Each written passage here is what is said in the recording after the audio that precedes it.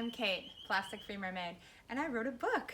It's called I Quit Plastics, and you can check out your copies all over the world at iquitplastics.com/book.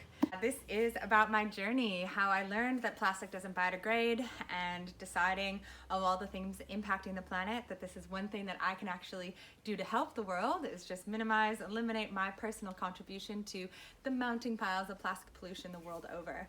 So there's a little bit of funny anecdotes in here, as well as information science about the toxicity of plastic. Many reasons to quit plastics, not just because of the pollution to our environment, to our fish, our food sources, but also how they shed these little microparticles that we ingest, that they leach into our foods whenever it's containing something, and how that impacts our endocrine system, our reproductive system, that sort of fun stuff.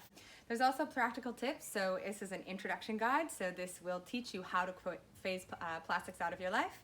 It will teach you recipes. So I make all my own cleaning products. I make all my own bath products, deodorant, shampoo, conditioner, toothpaste. I make my own beauty products, bronzer, mascara. It's all in here, as well as food packaged typically in plastic, like crackers or chips or dips or falafels, pad thai noodles. All of that, those recipes are all in here. So yeah, it's a beautiful guide. I'm so proud of it. It's really beautiful.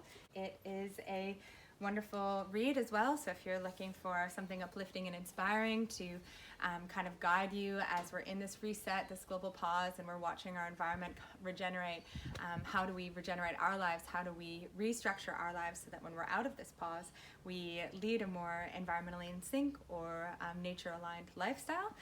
This has a lot of great theory exploring issues like convenience, how plastic even infiltrated all these aspects of our life, privilege, and if we have the privilege to quit plastics, how is it our moral obligation to do so? A lot of ethics around setting a boundary against plastics and how to sustain that, how to do the self-care to be resilient, to hold these boundaries. So yeah, it's a beautiful book, and I'd love for you to check it out at quitplastics.com/book, and please let me know what you think.